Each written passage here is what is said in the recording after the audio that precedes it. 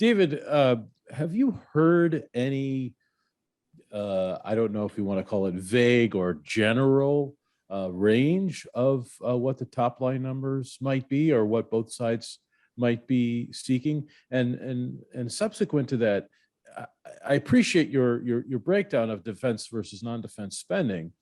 What's interesting this year in particular, though, in terms of defense number, is there's been a lot of military aid and humanitarian aid that has gotten bipartisan support, for Ukraine and, to fight the Russian invasion.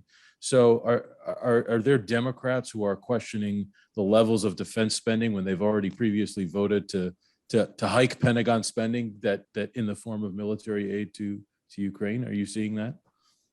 Well, on defense, look, there are Democrats who want more for defense, and they're providing more for defense, we should say, in their bills, in the Democrat-written bills. The question is, how much more?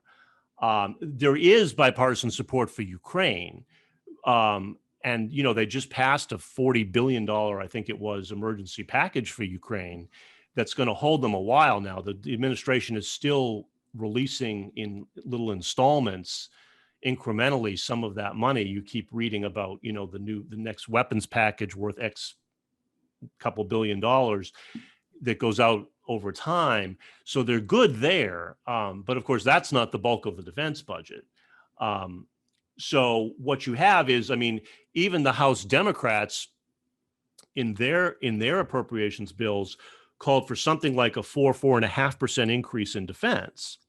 But the Senate Democrats up the ante, and they're calling for a roughly double that amount, something like an 8% overall increase in defense.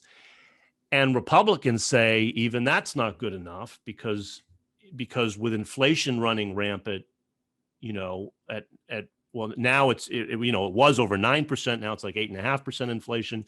But they're saying that's still not enough to keep up with inflation and fund some new priorities with Russia and China. So they want even more than that. And so you're talking about billions of dollars gaps here that have to be reconciled, potentially over $10 billion, I think. It's pretty sizable in terms of the difference.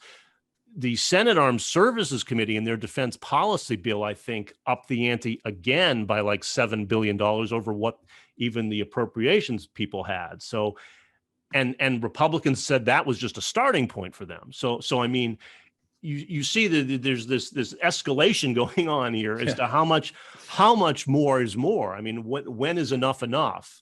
And that's the tension that has to be resolved over defense.